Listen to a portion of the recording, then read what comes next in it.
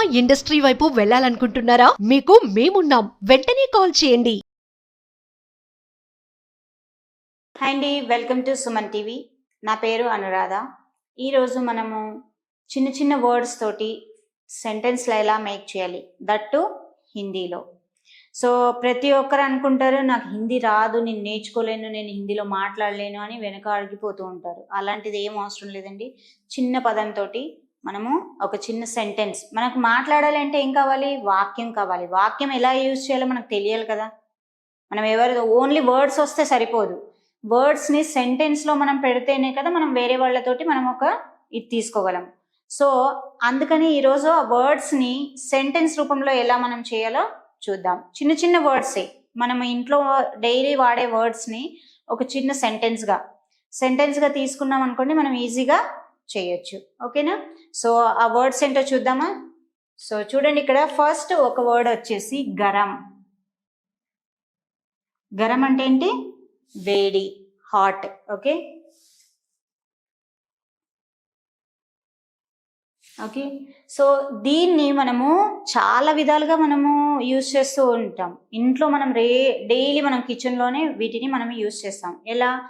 పాలు వేడిగా ఉన్నాయి, ఈరోజు వేడిగా ఉంది. సో ఇలాంటి వర్డ్స్ మనము యూజ్ చేస్తూ ఉంటాం. ఈ వర్డ్ని హిందీలో చెప్పడం, ఈ సెంటెన్స్ని పాలు వేడిగా ఉన్నాయి అంటే నాకు ఇప్పుడు దీన్ని హిందీలో ఎలా చెప్పాలి? హిందీలో చెప్పడానికి పాలు అంటే ఆల్రెడీ నేను మీకు నేర్పించాను, దూద్. వేడి అనడాన్ని ఏమంటాము? గరం. దూద్ గరం హై. సో ఇలా మనం దాన్ని సెంటెన్స్గా మార్చుకోవచ్చు ఈజీగా. సో మీకు కావాల్సిన తెలుగు పదాలతోటి హిందీ ప్రొనౌన్సియేషన్ చెప్తున్నాను. చూడండి, పాలు ఫస్ట్ తెలుగులో. పాలు వేడిగా ఉన్నాయి. దీన్ని హిందీలో ఎలా అనాలి? సో మేడం మీరు అనుకుంటారు, మేడం మీరు హిందీలో రాస్తే నేను హిందీ చదవలేను మేడం అని అనుకుంటారేమో. రాని వాళ్ళ కోసం, వచ్చిన వాళ్ళకి ఏమనుకోకండి, రాని వాళ్ళ కోసం తెలుగులోనే తెలుగు అక్షరాలతోటి హిందీ ప్రొనౌన్సియేషన్ తోటి రాస్తున్నాను. మరి ఇదైతే మీకు ఈజీ అనుకుంటాను నేర్చుకోవడానికి. సో ఇక్కడ చూడండి, హిందీలో పాలు అంటే దూద్, వేడిగా గరం, హై ఉన్నాయి అంటే హై. దూద్ గరం హై. సింపుల్, చాలా సింపుల్. ఇందులో పెద్ద విద్య ఏం లేదు. ఏముంది ఇక్కడ? దూద్ గరం హై.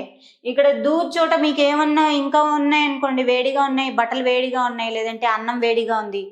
అన్నం అంటే ఇక్కడ ఖానా. అన్నంకి ఇక్కడ దూద్ తీసేసి ఖానా గరం హై అయిపోయింది. ఇంకో కొత్త వర్డ్, కొత్త సెంటెన్స్ మనం చెప్పొచ్చు.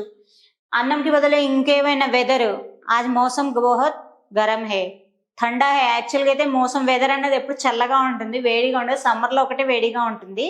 సో అప్పుడు మనము దాన్ని యూజ్ చేయొచ్చు. ఓకే, బహుత్ గర్మీ హో రహీ హే, వేడిగా ఉంది. సో ఇలా మనము దాన్ని యూజ్ చేయొచ్చు. మీకు ఇక్కడ ఒకటే పదం గరం అన్నదానికి ఈ పదాన్ని తీసి మీకు ఇక్కడ ఏ పదం కావాలో దాన్ని మీరు హిందీలో రాకపోతే ఏం కంగారు పడాల్సిన అవసరం లేదు. ఆ పదాన్ని ఇంగ్లీష్లో మీరు శుభ్రంగా యూజ్ చేసి కంటిన్యూ చేయొచ్చు. సెంటెన్స్ వేరే వాళ్ళకి అర్థమవుతుంది. అర్థం కాదని కంగారు ఏం పడాల్సిన అవసరం లేదు. ఓకే, సో దూద్కి బదులుగా మీరు ఇక్కడ ఏమన్నా రాయొచ్చు. ఖానా. ఖానా చూడండి, ఖానా అంటే ఏంటి? రైస్, అన్నం. ఓకే, సబ్జీ గరం హే. ఓకే, ఉస్కా దిమాగ్ గరం హే. వాడు బుర్ర వేడిగా ఉంది అని అంటాం, ఉస్కా దిమాగ్ గరం హే.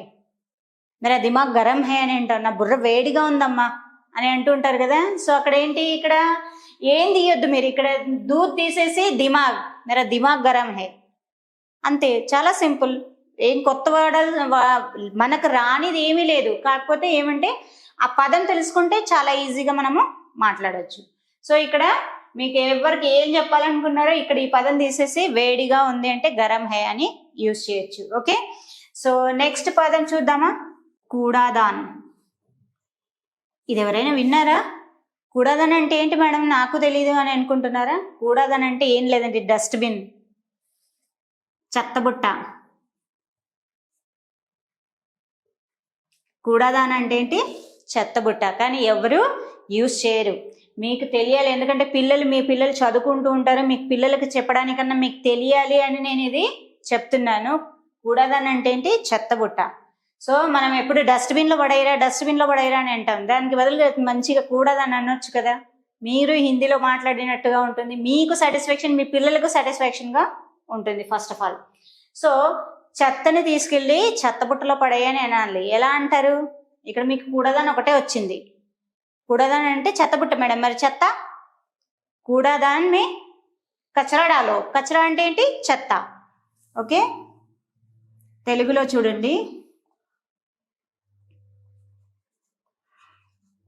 చెత్తని చెత్తబుట్టలో వెయ్యి.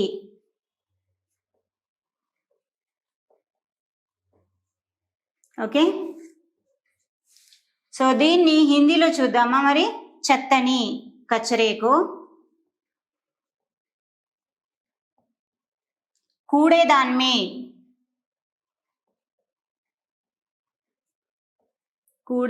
में डालो. చెత్తని చెత్తబుట్టలో వెయ్యి అనడాన్ని ఏమంటారు? కచరేకో కూడేదాన్ మే డాలో. యా కచరా కా డిబ్బా అని కూడా అంటారు. కచరా కా డిబ్బా అన్నది అది ఇంకో వర్డ్, మన అలా కూడా యూజ్ చేయొచ్చు. కొన్ని రాని వాళ్ళు అలా కూడా యూజ్ చేస్తారు. యాక్చువల్ వర్డ్ వచ్చేసి కూడదాన్ అని అంటారు, చెత్త డబ్బాను. ఓకే, సో మీరు డస్ట్బిన్ అని ఉంటుంటారు. సో దానికి బదులుగా మీరు హిందీలో మాట్లాడుతున్నారు కదా, సో దానికి బదులు చిన్న చేంజ్ అంతే, ఏం లేదు. కూడదాన్ అంటే చెత్తబుట్ట. చెత్తని చెత్తబుట్టలో వెయ్యి అనడాన్ని హిందీలో ఏమంటారు? కచరేకో కూడేదాన్ మే డాలో. వహా యహా మత్ డాలో, కూడేదాన్ మే డాలో. సో ఇలా మీరు చిన్న చిన్న పదాలు. కచరేకగా మీరు కోపం వచ్చినప్పుడు పిల్లల్ని తీసుకెళ్లి డస్ట్బిన్లో పడేయరా అని అంటారు కదా, సో ఆ వస్తువులను కూడా డస్ట్బిన్లో పడేయమని చెప్పొచ్చు. ఓకే, టీవీని, ఈ ఫోన్ని తీసుకెళ్లి డస్ట్బిన్లో పడేయని అంటుంటారు కోపం వచ్చినప్పుడు. పిల్లలు ఊరికి చదవడం మానేసి ఏం చేస్తుంటారు? ఫోన్ ఆడుతుంటారు. ఆ ఫోన్ని తీసుకెళ్లి డస్ట్బిన్లో పడేయరా అని అంటారు. సో దానికి బదులుగా ఫోన్ లేకే జాకే కూడేదాన్ మే డాలో ఇలా యూజ్ చేయొచ్చు. చాలా సింపుల్ అండి. మనం నేర్చుకోవాలి అనుకున్నప్పుడు ఆ పదాన్ని తీసుకొని డిఫరెంట్గా మనం వాడచ్చు. మనం ఆడవాళ్ళం వంటలు డిఫరెంట్గా ఎలా వాడతామో అలాగే కొత్త కొత్త పదాలను తీసుకొని డిఫరెంట్గా వాడుకున్నాం అనుకోండి, చాలా బాగా నేర్చుకోవచ్చు. నేర్చుకోవడానికి ట్రై చేస్తారా మరి మీరు కూడా? ఓకే, ట్రై చేయండి. ఇంకో పదం చూద్దామా. జల్దీ అంటే త్వరగా. ఓకే, నెక్స్ట్ ఇక్కడ చూడండి. జల్దీ అంటే ఏంటి? త్వరగా కదా. త్వరగా లేవు. ఫస్ట్ పొద్దున్నే లేవగానే మనం పిల్లల్ని లేపుతాం. అరే స్కూల్ టైం అవుతుందిరా త్వరగా లేవు అని అంటాం. దాన్ని హిందీలో త్వరగా ఏంటంటే జల్దీ ఉఠో. జల్దీ ఉఠో, స్కూల్ కా టైం హో రహా హై. ఓకే, చూడండి, త్వరగా లేవు.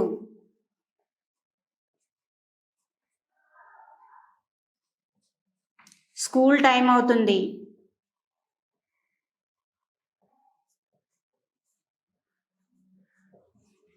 జల్దీ ఉఠో.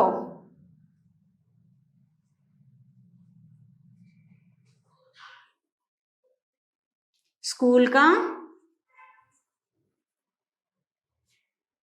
टाइम हो रहा है. ఓకే, ఇది రోజు ప్రతి మదర్ పిల్లోడికి పొద్దున్నే చెప్తారు. పొద్దున్నే లెగరానైనా పొద్దున్న స్కూల్ టైం అవుతుంది అంటాం కదా. సో ఇక్కడ జల్దీ ఉఠో, స్కూల్ కా టైం హో రహా హై. ఇక్కడ మీరేం చేస్తారంటే స్కూల్ తీసేసి ఆఫీస్ కా టైం హో రహా హై, కామ్ జానే కా టైం హో రహా హై, బస్ కా టైం హో రహా హై. ఇక్కడ ఏం కావాలో అది యూజ్ చేసి కంటిన్యూషన్ చేసుకోవచ్చు. సో ఇలా మీరు ఇంకా కొన్ని ట్రై చేయండి. ఓకేనా? ట్రై చేస్తారనుకుంటున్నాను. Thank you.